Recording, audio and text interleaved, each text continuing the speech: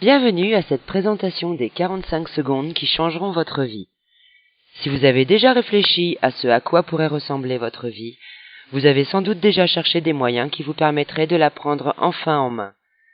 D'ores et déjà, je vous remercie d'avoir ce premier regard sur cette proposition d'affaires afin de voir si elle mérite votre intérêt. Voyons ensemble comment prendre votre vie en main avec le marketing de réseau.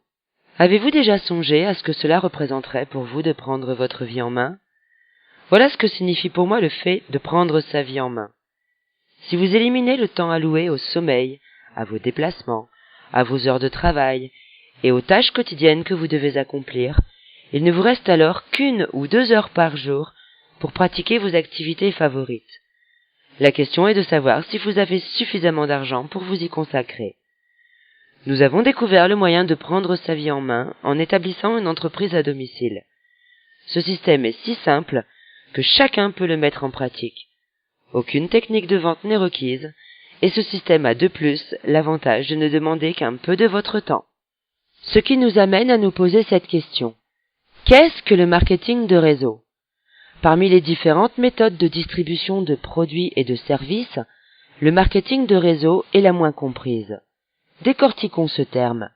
Le mot marketing désigne l'action de diriger un produit ou un service d'un fabricant ou un fournisseur vers un consommateur.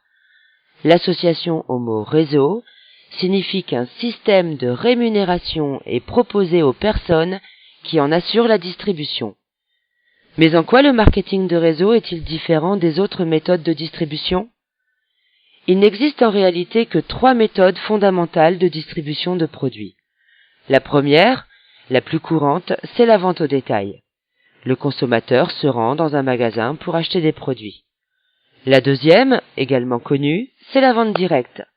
Les produits sont présentés et vendus aux consommateurs à domicile, le plus souvent sous forme de réunion. Et enfin la troisième méthode, beaucoup moins connue, qui est le marketing de réseau. La distribution des produits s'effectue par le biais d'un réseau de distributeurs qui les consomment, les partagent avec leurs amis, leurs voisins et leurs proches, mais ne vendent que très peu au détail. En pleine croissance depuis une petite 60aine d'années, le marketing de réseau est promis à un essor gigantesque au cours du XXIe siècle. Soyez-y attentifs. Prenons un instant pour éclaircir un point très important. En effet, le marketing de réseau n'a rien d'un système pyramidal. Une pyramide est une structure organisée du haut vers le bas. Seuls ceux qui y sont entrés au tout début ont une chance de monter au sommet. Dans la structure du triangle inversé du marketing de réseau, tout le monde commence en bas et a l'occasion de créer un vaste réseau, plus vaste encore que celui du parrain. Il est intéressant aussi de préciser qu'une structure pyramidale n'assure pas la distribution d'un produit, mais suppose des flux financiers uniquement, ce qui est tout à fait illégal. Ce que vous allez découvrir maintenant va vous permettre d'enfin comprendre le concept du marketing de réseau. Au travers de la synthèse qui va suivre, je vais vous présenter les 4 premiers séminaires d'un livre que vous lirez ensuite si vous sentez qu'il est grand temps de prendre votre vie en main. Dans le premier séminaire, nous verrons que 2 × 2 = 4. Le séminaire numéro 2 nous parlera du syndrome de l'échec chez le vendeur. Le séminaire numéro 3 des 4 choses que vous devez faire. Et le séminaire numéro 4 à creuser jusqu'à la roche-mère. Abordons le premier séminaire qui s'intitule 2 × 2 = 4. Ce chapitre traite de l'importance du travail en équipe et du soutien aux distributeurs qui démarrent dans votre réseau. C'est au cours de cette illustration que nous commençons à utiliser le terme parrainage. Nous verrons que nous n'avons pas besoin de parrainer la terre entière pour réussir. Première hypothèse. Nous dirons que vous parrainez 2 distributeurs et que vous les formez pour qu'ils puissent en parrainer chacun 2 autres, ce qui fait 4 personnes de plus dans votre réseau. Puis, vous enseignez à vos 2 premiers distributeurs comment faire en sorte que ces 4 personnes parrainent à leur tour, ce qui donne 8 personnes dans votre réseau. En ajoutant encore un palier, votre réseau comptera 16 personnes supplémentaires. Prenons maintenant l'exemple du parrainage de 3 distributeurs. Voyons ce qu'il se produit si chacun parraine un distributeur de plus. Vous parrainez 3 distributeurs et vous leur enseignez à en parrainer chacun 3, ce qui nous donne un total de 9. Puis vous aidez vos 3 premiers distributeurs à enseigner aux 9 qui suivent qu'ils doivent parrainer 3 distributeurs chacun, ce qui nous donne 27 personnes au total. Ajoutez un palier de plus et votre groupe comptera 81 personnes supplémentaires. Remarquez la différence entre 16 et 81, 65. Il s'agit d'une nette différence, non? Et pourtant, la différence réelle n'est que de 1. Continuons notre illustration. Supposons que chacun parraine 4 personnes, soit 2 de plus que notre première hypothèse. Vous avez compris le principe. Vous enseignez à vos 4 distributeurs d'en parrainer chacun 4, ce qui fait 16 personnes de plus dans votre réseau. Puis, vous enseignez à vos 4 premiers distributeurs comment faire en sorte que ces 16 personnes parrainent à leur tour, ce qui donne 64 personnes dans votre réseau. Encore un palier et votre réseau comptera 256 distributeurs en plus. Voyez maintenant la différence entre 16 et 256. Elle est de 240. Pourtant, vous n'avez parrainé et enseigné à parrainer que 2 personnes de plus. Terminons notre illustration en prenant l'exemple du parrainage de 5 distributeurs. À ce stade, vous avez compris la gymnastique. 5 fois 5 égale 25, fois 5 égale 125, fois 5 égale 625. La différence avec 16 est maintenant monumentale. Cependant, la véritable différence n'est que de 3, puisque chaque distributeur n'a parrainé que 3 personnes de plus. Additionnons maintenant les chiffres encerclés et nous arrivons à un total de 780 personnes. Notez que pour trouver 5 distributeurs qui s'investissent à fond, vous devrez peut-être en parrainer 5, 10, 15 ou 20. Si l'on considère uniquement la consommation des produits par les 780 distributeurs du réseau, le chiffre d'affaires est déjà considérable. Imaginons maintenant que chacun des 780 distributeurs trouve 10 clients potentiels parmi ses amis, sa famille et ses proches. Nous obtenons un total de 7800 clients. Ajoutez à cela les 780 distributeurs du réseau. Cela nous donne 8580 personnes. Ne pensez-vous pas qu'avec 8580 clients, votre entreprise ne pourra faire autrement que d'être très prospère? Mais attention, vous verrez au fil de cette synthèse que vous ne devez pas travailler simultanément avec plus de 5 distributeurs inscrits personnellement. Certes, une entreprise peut déjà être très efficace avec 3 ou 4 distributeurs au premier palier, mais aucune ne peut le demeurer avec un effectif supérieur à 5. Le chapitre suivant traite du syndrome de l'échec chez le vendeur. Vous y comprendrez pourquoi il vaut mieux parrainer 10 pédagogues plutôt que 10 vendeurs.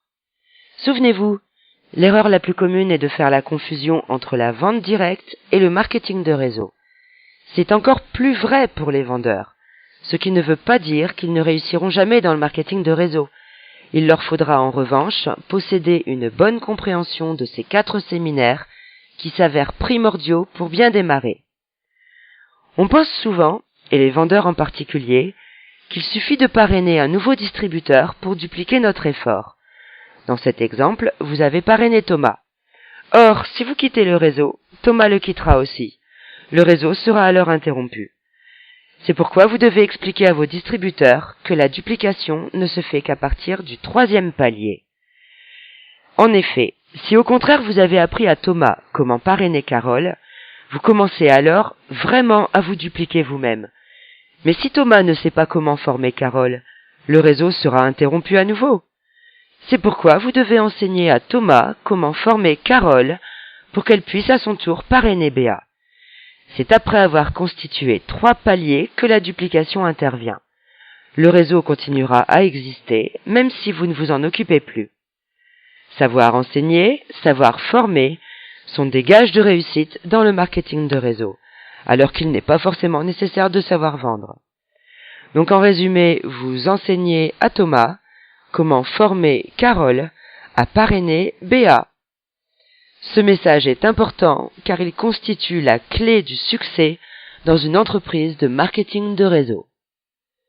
Voici comment procède le vendeur typique. Il assiste à une démonstration des produits, recueille les témoignages de ceux qui les utilisent et s'informe des résultats obtenus. Fort de ces données, il va se lancer à corps perdu dans la vente. Première erreur. Lorsque vous lui expliquez que pour réussir, il doit parrainer des distributeurs, il met alors toute son énergie dans le parrainage. Deuxième erreur. Ce parrainage à la chaîne va générer autant d'abandons que de nouvelles candidatures. Pourquoi ? Parce que l'on ne peut pas travailler efficacement à plus de 5 en même temps. Imaginons que notre vendeur, en bon professionnel qu'il est, a parrainé 130 distributeurs qui en ont parrainé chacun 5, ce qui fait 650. Ajoutez ce chiffre aux 130 distributeurs du départ, nous obtenons un total de 780 distributeurs dans le réseau. Cela vous rappelle-t-il quelque chose ? À votre avis, quelle est la méthode la plus rapide ? Parrainer 5 distributeurs sérieux et leur enseigner à en former d'autres ? Ou alors, en voulant parrainer beaucoup de gens rapidement, le pourcentage des distributeurs qui restent est faible, alors qu'avec la méthode présentée dans le premier séminaire, sur un total de 780 distributeurs, le taux de conservation des effectifs est élevé. Notez donc bien que lorsque vous parrainez quelqu'un, il est plus important pour vous de l'aider à parrainer quelqu'un d'autre que de chercher vous-même à en parrainer un autre tout de suite. Ce troisième séminaire va vous expliquer les 4 principes que vous devez impérativement suivre car ils sont fondamentaux. Quiconque gagne de gros revenus dans le marketing de réseau obéit à ces 4 principes. Afin de les mémoriser, nous allons imaginer une petite histoire. Le temps maussade de Paris vous pousse à partir vers le sud pour voir le soleil de Saint-Tropez. Quand vous arriverez à Saint-Tropez, vous aurez atteint le poste que vous visiez dans votre réseau. Autrement dit, vous aurez réussi. Le premier principe. Donc la première chose que vous devez faire est de monter dans votre voiture et de démarrer. Dans le marketing de réseau, personne n'a jamais réussi sans avoir démarré. Le capital de démarrage peut se situer entre 50, 100 ou même 500 euros selon l'entreprise. Deuxième principe.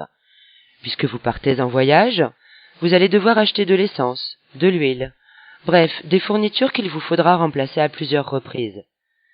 Dans le marketing de réseau, vous utiliserez encore et encore les produits de l'entreprise que vous représentez. D'ailleurs, la plupart des entreprises de marketing de réseau vendent des produits de consommation courante. Le troisième principe. Donc la troisième chose que vous devez absolument faire est de passer en 4e vitesse. En effet, vous n'avancerez pas tant que vous resterez au point mort. Dans le marketing de réseau, pour passer à la vitesse supérieure, il vous faut parrainer quelqu'un. Lorsque vous parrainez, vous passez en première vitesse. Votre nouveau distributeur parraine à son tour, vous passez en seconde. Et ainsi de suite, jusqu'à passer la 4e vitesse. 4e et dernier principe. Au cours du voyage et à votre arrivée, vous partagerez les produits que vous distribuez. C'est-à-dire qu'en général, c'est à ce moment qu'intervient la vente au détail. Si vous avez compris qu'il vaut mieux oublier l'étape numéro 4, c'est-à-dire la vente au détail, que zapper la numéro 3, c'est-à-dire passer en 4e vitesse, vous aurez acquis les réflexes du parfait distributeur de marketing de réseau. Notez toute l'importance du parrainage. Vous devez, dès le début, faire entrer à jamais le chiffre 5 dans votre esprit, ainsi que dans l'esprit de votre futur distributeur. Ne cherchez pas des gens qui veulent vendre. Cherchez des personnes qui veulent gagner 1000, 2000 ou 3000 euros de plus par mois, sans avoir à aller travailler tous les jours. Tout le monde aimerait avoir ce genre de revenus par mois. Expliquez simplement au futur distributeur qu'il devra y consacrer 5 à 10 heures par semaine s'il souhaite constituer son réseau. Rappelez-vous, la boîte de vitesse n'est pas automatique. Ne pensez surtout pas que vous êtes incapable d'enseigner à quelqu'un ce que vous apprenez au fil de ces pages. Mais d'ailleurs, vous n'aurez pas à le faire tout de suite. Votre parrain vous aidera le temps que vous en connaissiez suffisamment pour bien enseigner. Son rôle est de vous soutenir et de vous former. Si ce travail donnait lieu à un examen, et si vous deviez répéter vos leçons 5, 6 ou même 10 fois pour espérer gagner 12 000 euros au bout d'un an, hésiteriez-vous à investir 5 ou 10 heures par semaine pour arriver à ce résultat? Donc en résumé, première étape, vous montez et vous démarrez. Deuxième étape, vous utilisez les produits. Troisième étape, vous passez à la vitesse supérieure. Et enfin, quatrième étape, vous partagez avec vos amis. Le quatrième séminaire a pour but de vous expliquer pourquoi il faut travailler en profondeur, c'est-à-dire creuser jusqu'à la roche-mère. Il est fréquent que des distributeurs qui viennent d'entrer dans un réseau regardent courir ceux qui sont dans le peloton de tête et pensent qu'ils ne les rattraperont jamais. Détrompez-vous, comme il n'y a pas de ligne d'arrivée dans une course de marketing de réseau, tout le monde peut gagner. Prenez l'exemple d'un gratte-ciel en chantier. On dirait qu'il faut une éternité avant de voir le bâtiment prendre forme. Mais une fois les fondations en place, on a l'impression qu'il grimpe d'un étage par semaine tellement la construction progresse vite. Imaginez-vous que ce gratte-ciel représente votre réseau tel qu'il sera un jour. Au début, vous allez creuser les fondations à la pelle, ça prend du temps. Mais au fur et à mesure que vous allez aider vos distributeurs à parrainer, vous aurez besoin d'un bulldozer. Avant d'arriver au troisième palier, vu que vous atteignez la roche-mère, la tâche devient vraiment difficile et il vous faut une pelle mécanique. Mais à l'instant où vous atteignez le troisième palier, vous pouvez enfin commencer à construire en hauteur. Quand vous serez parvenu au quatrième palier, votre réseau commencera à avoir de l'ampleur. À partir de cet instant, votre édifice va s'élever rapidement. Donc si après plusieurs mois rien ne se produit, ne vous découragez pas. C'est que les fondations sont encore en construction. Par pitié, ne faites pas comme le chercheur d'or qui creuse pendant des mois sans rien trouver et qui abandonne alors qu'il se trouve à quelques centimètres d'un filon important. Pour conclure, le secret du succès dans le marketing de réseau consiste à enseigner la réussite aux autres. Un bon distributeur ne doit pas se préoccuper de son propre revenu, mais plutôt se concentrer sur la formation des distributeurs et sur le travail d'équipe. Mais cela prend du temps, car avant de pouvoir former les autres, vous devez vous-même avoir appris ce qu'il faut faire. Vous devez donc prendre l'engagement de retourner à l'école 5 à 10 heures par semaine pour vous familiariser avec l'entreprise. Ce qu'il vous faut vraiment pour réussir dans le marketing de réseau se résume en 2 phrases. Faites-vous des amis si vous n'en avez pas encore, et faites connaissance avec les amis de vos amis. Les 10 séminaires du livre 45 secondes de Don Failla sont reliés ensemble. Les chapitres qui suivent répondront aux questions que vous vous posez peut-être en ce moment. Demandez à la personne qui vous a invité à cette synthèse de vous prêter ce livre pour que vous puissiez le lire en entier. Demandez-lui également de vous parler de l'entreprise qu'elle représente, des produits qu'elle distribue, de la méthode de marketing qu'elle utilise et des outils qu'elle fournit. Il y a fort à parier que vous apprécierez la qualité des produits ainsi que la proposition d'affaires qui y est assortie pour que vous puissiez prendre votre vie en main. Merci beaucoup pour votre attention.